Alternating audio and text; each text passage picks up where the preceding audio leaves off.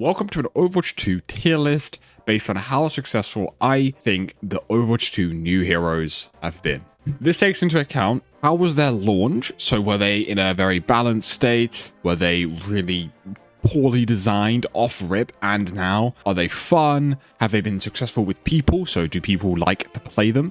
Lots of different factors, so that's why it's going to be a big balance, and I'll try and make it all personal essentially. So if a character is played a lot, so people really like the character, but I think that the kit is poorly designed, that sort of evens out and they end up in the middle, right? But if a character isn't even fun, so no one's playing them, they're not fun, and they're badly designed, they might land right near the bottom. And again, it's a tier list. So tier list means it's going to be relative. So by the end of the tier list, I will readjust and I will see what makes our S, what makes our F. Because if not, otherwise a lot of people will land in the A to C range, and I like to just sort of spread it out a bit more because everything is relative. Let's start with Sojourn. Sojourn came out in the first beta, so it's kind of Overwatch 2, but it's more of the beta, right? Sojourn has been broken for a while. This is probably her weakest she's been, but at least in the professional scene, Sojourn was played constantly, right? Constantly since she came out, and this time and dominated ranked games. She was even more broken on launch. So I'd say her design in that respect isn't the greatest. I don't think she's the most unhealthy in the entire world. There is definitely worse, but it's quite bad. And then the balance initially being as bad as it was, this character definitely is hurting Sojourn's chances. But I do think she's very fun, and she is quite successful with adding a good hit scan option. A lot of hit scan players do enjoy Sojourn. A lot of DPS players do enjoy Sojourn. So I would probably give her a C. I don't think she's the absolute worst. I think she's fun, and I don't think the design is the worst ever. But the balance was really bad initially, and the design's not perfect. So C tier. Then we got Queen in the second beta, right? Now Queen is one of the most successful heroes in my opinion, right? People like Queen. People like Queen a lot.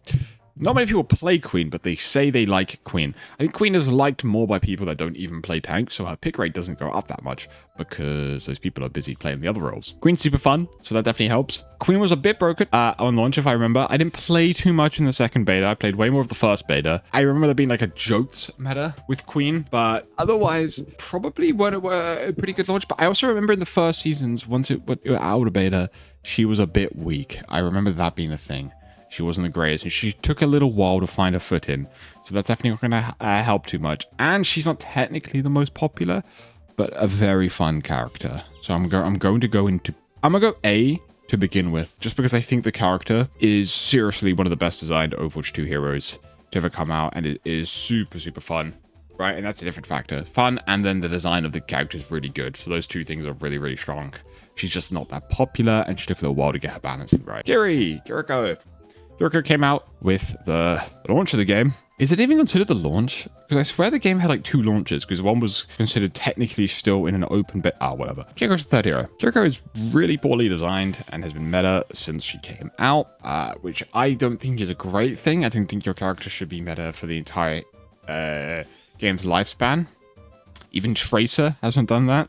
And Tracer's healthy for the game, but Kiriko isn't so much. Kiriko is fun though, and she is wildly popular. But I think she kind of lands similarly to the Sojourn category, where it's sort of like, this character's design is terrible, and the balancing of this character has been terrible, but they're fun and massively popular.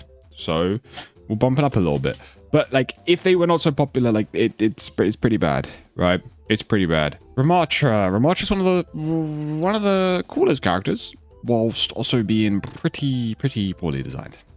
He was not that broken on launch. I do remember people think he was. He had technically an infinite ult if no one ever left the aura, but I don't think that was a reason for making him broken. I think he landed on slightly the stronger side, but I don't remember it being that bad. Like, I really don't. So I think the balancing was pretty good. He's really not popular. Don't let people trick you into thinking there's actually people that want Ram skins, because he is not a popular character, and he is mildly fun. I find him fairly fun. A lot of people don't. A lot of people hate this guy, so not that fun. And he's one of the worst tank designs you can get. But yeah, I think Ram honestly lands in F. Not a single thing went well for this guy, I think. And then all the people that complain about the fact that he is meant to be this cool lore character, and he has none of that lore. Like, none of that has been given to him. And we didn't even get like the PvE with him in it. So I guess that doesn't help either. Not that I care that much. Just Lots of things working against Ramatra in terms of success. Lifeweaver. Wow, Lifeweaver might be the worst. This might be the worst. This guy came out and he was unplayable. Like, in terms of, like, there are weak characters, and then there is Lifeweaver.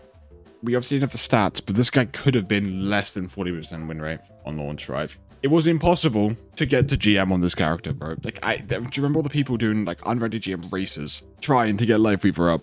It just wasn't even possible. He just is that bad. His design is also just terrible. It's not even begin to talk about how, like, terrible of a design this actually is. Like, it's just not healthy at all. And also, it just leaves him feeling constantly in this weird, weak state. Undeveloped, yeah, this character has a lot of problems. He's also not, like, believe it or not, he's not that popular. Like, I maybe I'm wrong, but I swear every time I check the stats, he's, like, fine. He's, like, middling, right? 10%. For support, that is on the lower side. Yeah, he lands in the bottom group on all tiers, right? He lands right by, like, Wuyang, Lucio, and Brig. The thing is, with support pick rates are really even, as you can tell, because there's not as many of them. And then also that it's a much more flexible role. Quick play is probably going to be way higher. Yeah, but, like, he's not the most successful in that regard. So, honestly, Lifeweaver is an F. Probably one of the worst additions to the game, unironically. Iliari is kind of broken on launch. I remember that. I definitely remember it being really, really broken, but they did tune it quite quickly, if I am not misremembering. And it was more of on the strong side, similar to the more recent, like, Wuyang strength, where it was, like, very good, but probably not quite game-breaking. I think it's moderately fun to really boring. The character is really one-dimensional and doesn't really do much. Which also means the design is also terrible, they're not fun, they're not popular, and they were kind of broken. I want to put them in C just because I don't think they're as disgusting for the game. Like, I'm talking about, like, a success, right? And I'm talking about factors of success, but it's not like a all-encompassing, like, that is the only way to measure success. I just don't think Ilari did that well. Let's be honest. But not this bad. Let's just go C. Malga. Let's not talk about Malga, right? To be fair, I think I also got to factor it over time. That's why Queen's quite high over time. And that's why Laurie would get the bump. Malga's definitely kind of healing. If we're going to be honest, he is sort of healing and becoming a little better of a character, a little less annoying. But this guy's balance was ridiculous. Like, he was so broken. Like, not even fun to play into, play with, play as. Not a popular character. Bad design. Malga he just checks all the boxes of how a character shouldn't be. And so that's going to land him an F. Venture. Alright, Venture is one of my favorite additions to the game, even though I don't play them and a lot of people don't. They're a very unpopular character, but I like additions like this. Venture is made knowing they're going to be niche. Let's be so honest. Venture was going to be niche instantly, and I think that is fine. You need niche heroes. I think they are super unique and really cool. Quite strong right now, actually. But on launch, I don't even remember Venture being, like, good or bad. They're popular enough while being niche. I don't want to weigh down the popularity too much, just because they are designed to be a niche hero. Like, this is like a Mei type hero, right? This is meant to be like this. And I think their design is pretty great, and I think they're pretty fun. I'm going to go B. Venture's B. Venture was a big improvement. Venture was the recession indicator. Like, this was sort of like, a good, dynamic, fun hero that wasn't super broken. Okay, yeah. That's what Venture feels like. Not perfect. Pretty good. Juno. Juno was a good release. Man. Juno was loved by everyone. Very popular. Very fun. Good, healthy design. An easy hero that doesn't destroy the game. Like, you know what I mean? Not bad for the game, but is super easy. The only con people could say was, it was a bit busted, and pro play was really good.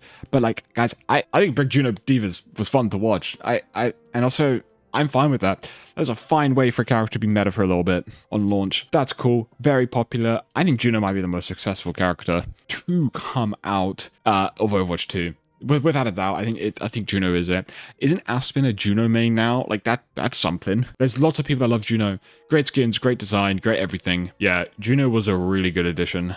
a lot of us could tell from the initial playtest that Juno was it. Juno was good to have in the game. So yeah, I'm gonna go S on that. Hazard. I think this is a love him or hate him. Some people really love playing against. Some people really love his design and actually think it's really good. And some people, for some reason, feel like it's so broken. I think there was a lot on his block, and there still kind of is, but he's just a bit weaker now, so it's less oppressive, which made it feel really annoying that there was so much like block slop, and his block especially was like reloading, damaging, negating damage. Like it was doing a lot, right? And it just didn't need to do all of that. Otherwise, the design is quite unique, kind of niche. So again, I don't want to put it down too much due to popularity. But I don't know any people that have like, absolutely love Hazard. So I guess it doesn't help. And is this balance fine? I think kind of on the strong side. But I think he definitely felt stronger than he actually was because of how annoying Block felt to play against. But yeah, a pretty skill expressive character. That's quite fun, quite unique. Pretty good addition. I'd put this in the same category as like a Queen. I think this is a good addition to the game. He's not the most popular, but again, he is also just really niche, like Venture. So I'm gonna go A. Freya. Freya was strong on launch. That's something I definitely remember. But she had one of these things where she was really strong, but she's really difficult. So it was really a really big disparity. People had to catch up. And so you had different people complaining about how strong she was, different people saying she was weak when they were playing her. Freya's tough, right? Freya was a weird one on the balance. It sort of felt like how I imagined Tracer would feel if Tracer came out today, where you're like, it's definitely good, but like people are struggling. People think she doesn't do enough damage, or people are like, oh no, she's actually crazy broken, or like it would be this weird thing where it would just take a while for people to figure her out. And the devs and players are figuring out Freya now, and I think she is a pretty good addition to the game. I don't think she's that unhealthy.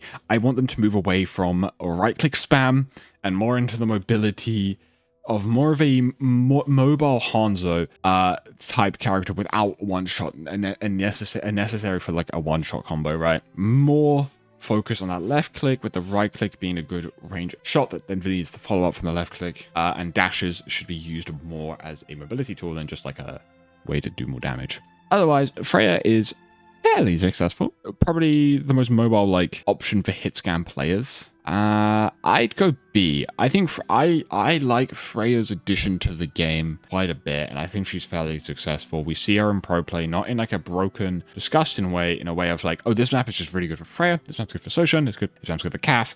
We're seeing a good mix. She's slotted in very nicely. Wu Yang. Okay, Wu Yang is one of my favorite additions to the game. I've said that for a lot of these ones, but Wu Yang is probably my favorite Overwatch 2 hero, if I had to pick. Actually, without a doubt, Wu Yang is my favorite. He's the one I've probably played the most. Yeah, probably. Wu Yang is really fun. I really like the way his primary works. Oh, he was on the good side of strong when he came out. He was definitely the strongest character in the game.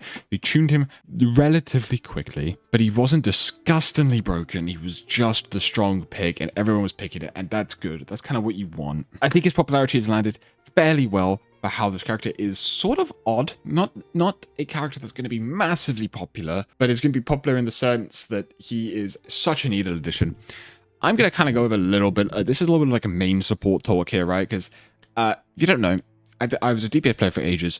I still kind of play DPS, but recently, at least in the last year or so, I've been seriously playing lots of Brig. And then Wu Yang came out, and I started playing Wu Yang. So essentially, I'm like a main support player that also plays Flex DPS. So, look, whatever. But Wu Yang feels like he was such a, like, oh my god, I can't imagine playing the game without him. There'll be situations where I'm playing Brig, and it's like, how did I use to one trick this and make it work? I was like, it's so much easier just to go Wu Yang on some maps and in some team comps. They're like the yin and yang of each other. Because Brig is close range, Wu Yang's longer ranged. So different maps fit these characters differently. Different team comps fit these characters. It's so perfect. Such a good addition to the game. I really do like. I think Wu Yang's an A. Wu Yang's an A. I'll put above Hazard. Not quite an S, because again, not the most successful to everyone, but personally to me, such a good addition. And I think the balance was good, and the design is pretty good. It's nothing out there, but it's good. And so that's all you need. Vendetta. People like Vendetta. I know people like Vendetta, and I know people hate Vendetta. If you play her, you like her, and if you don't play again, if you play against her, you hate her. Vendetta might be, I don't know if this is all I'll take, my least favorite addition to the game in a long time. Vendetta feels so awful to play against, and I think it's because they can't They are not understanding where her numbers need to be. Like, the crit damage being as strong as it is so annoying to play against. Plus armor, plus block, plus mobility. And that is so not fun to play against. But I also don't even find her fun. I find her clunky to play. I think she feels weird. So everything about Vendetta doesn't work for me.